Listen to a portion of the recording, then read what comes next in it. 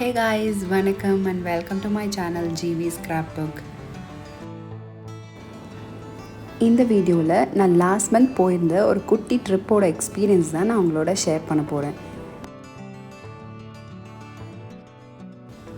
And இந்த trip எதுக்காகனா என் ஹஸ்பண்டோட ஃப்ரெண்டோட வெட்டிங்காக கோயம்புத்தூர் போகிறதா இருந்துச்சு.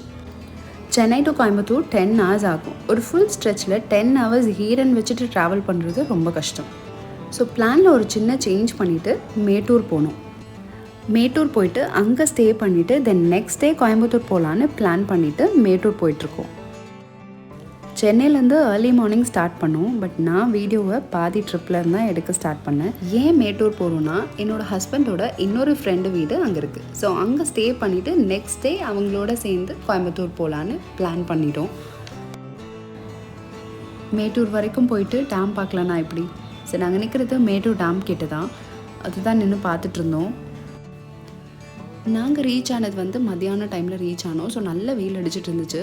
பட் அந்த பிரிட்ஜ் பக்கத்தில் நிற்கும் போது பெருசாக வெயிலே தெரியல, சில்லுன்னு இருந்துச்சு. மேபி அந்த டேம் பக்கத்தில் நிற்கிறதுனாலன்னு நினைக்கிறேன்.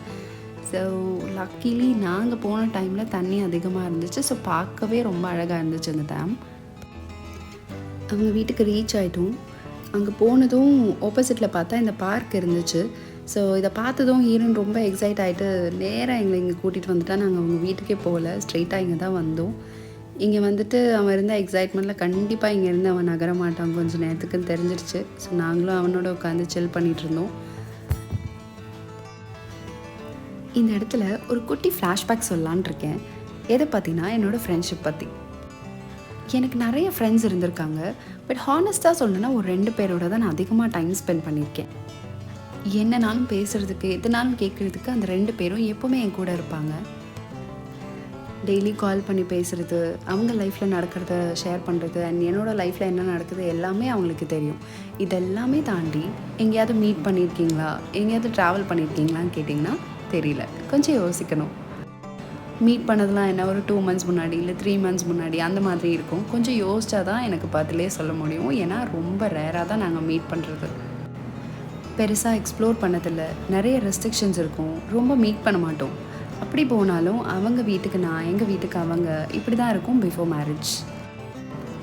அப்படியே கட் பண்ணால் ஆஃப்டர் மேரேஜ் ஒரு டிராஸ்டிக் சேஞ்ச்.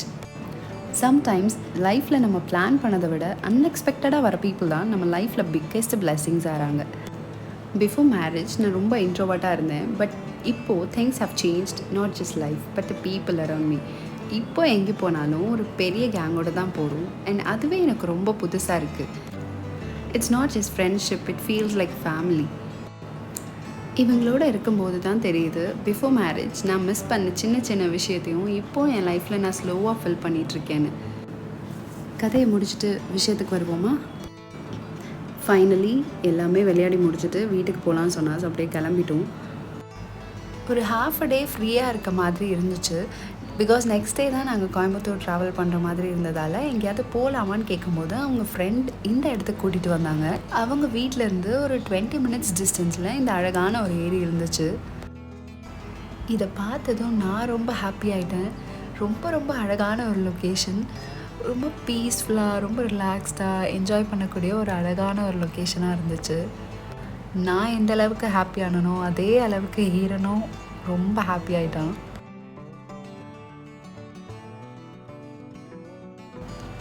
ஸோ இதை பார்த்துட்டு அம்மா இவ்வளோ பெரிய ஸ்விம்மிங் பூலாக இருக்குது, நான் குளிக்கலாமா அப்படின்னு கேட்டான். குளிக்கலாம், கண்டிப்பாக வெயிட் பண்ணு அப்படின்னு சொல்லிட்டு இருந்தேன்.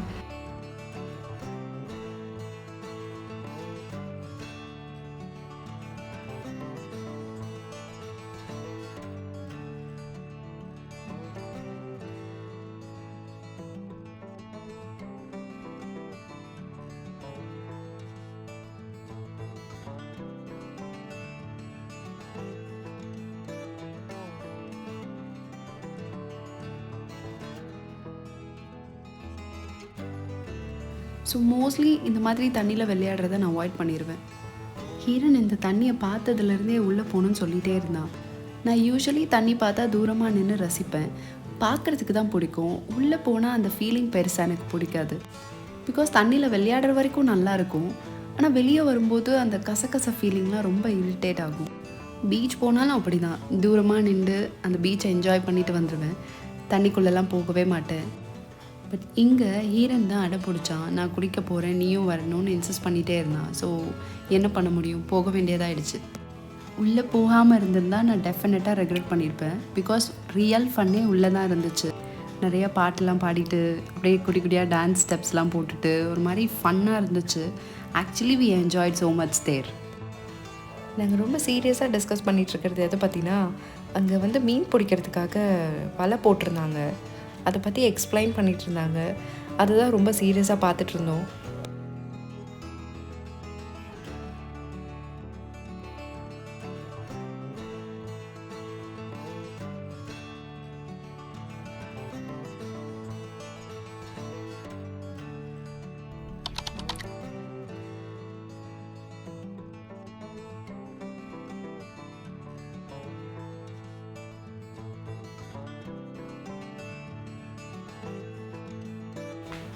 மார்னிங் டீ எடுத்துகிட்டு பார்க் போய் பார்க்கில் உட்காந்து குடிக்கலான்னு போனால் அங்கே எம்டியான பார்க்கை பார்த்ததும் விளையாடணும்னு தோணுச்சு. ஸோ எல்லோரும் சேர்ந்து பார்க்கில் கொஞ்ச நேரம் விளையாடிட்டு இருந்தோம்.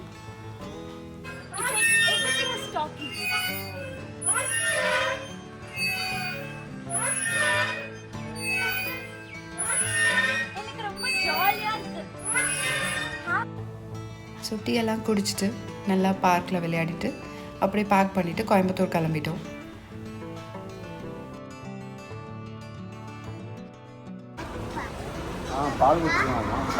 இப்போ வந்து பிட் ஸ்டாப் லஞ்ச் சாப்பிட்ருக்கோம்.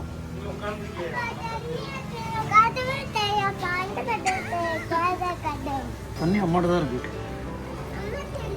நான் எடுத்து வரேன், நீங்க நில்லு. கோயம்புத்தூர் போகிறோன்னு தெரிஞ்சதும் டவுன் டவுன் போகலான்னு பிளான் பண்ணோம். டவுன் டவுன்னா ஒரு ஷாப், அகேரோ ப்ராடக்ட்ஸ்லாம் ஹாஃப் ப்ரைஸ்க்கு சேல் பண்ணுறவங்க.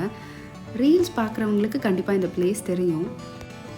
நாங்களும் ரீல்ஸ் பார்த்துட்டு தான் ரொம்ப எக்ஸ்பெக்ட் பண்ணி போனோம். பட் நாங்கள் வாங்கணும்னு நினச்சி எக்ஸ்பெக்ட் பண்ணி போன ப்ராடக்ட் அங்கே இல்லை. ஸோ கொஞ்சம் டிசப்பாயின்மெண்ட் தான்.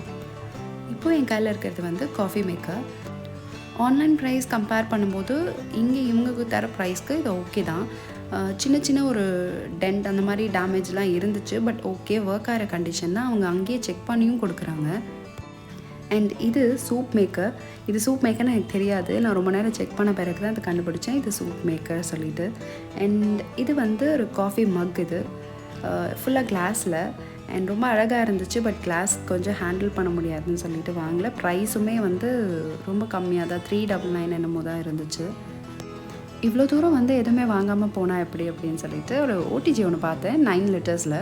அதோட ப்ரைஸ் வந்து ஆன்லைனில் 1950 இருந்துச்சு. ஸோ இவங்க 999க்கு கொடுத்தாங்க. கம்பேரிட்டிவ்லி ஓகே சரி அப்படின்னு சொல்லிட்டு நான் அதை வாங்கிட்டு அங்கேருந்து கிளம்பிட்டோம். இங்கே வாங்கின ஓடிஜி நான் யூஸ் பண்ணிட்டு தான் இருக்கேன். இப்போது ரொம்ப நல்லாயிருக்கு, ஒர்க்கிங் தான். ஒர்க் ஆகுமோ ஆகாதோன்னு தான் சின்னது வாங்கினேன். இப்போ யோசிக்கிற பெருசு வாங்கியிருக்கலாமோன்னு. அங்கேருந்து ரூம் போயிட்டு ரெடி ஆகிட்டு ரிசப்ஷன் அட்டன் பண்ணிவிட்டு தென் நெக்ஸ்ட் டே வெட்டிங் வந்து மருதமலையில் இருந்துச்சு. கல்யாணத்தை பார்க்குற சாக்கில் முருகரை பார்க்கலான்னு நினச்சேன். பட் அன்னைக்குன்னு பார்த்து ஊரில் இருக்க எல்லாருமே மருதமலையில் கல்யாணம் வச்சுருந்தாங்க போல். ஸோ ஃபுல் டிராஃபிக், காரை மூவே பண்ண முடியல. டிராஃபிக்கில் வெயிட் பண்ணிகிட்டு இருக்கும்போதே வெட்டிங் முடிஞ்சிருச்சுன்னு கால் வந்துச்சு. சரி இதுக்கப்புறம் முருகர் பார்க்க முடியாதுன்னு ஒரு சின்ன வருத்தத்தோடு அப்படியே அங்கேருந்து கிளம்பிட்டோம். அங்கேருந்து வெட்டிங் ஹால் போயிட்டு பிரேக்ஃபாஸ்ட் முடிச்சுட்டு தென் அங்கேருந்து ரூம் போயிட்டு ஃபுல்லாக பேக் பண்ணிவிட்டு சென்னைக்கு கிளம்பியாச்சு. That's it for today's vlog guys. என்னோட மெமரிஸை உங்களோட ஷேர் பண்ணதில் ரொம்ப happy. Thanks for watching and see you soon with another beautiful memory in GV Scrapbook.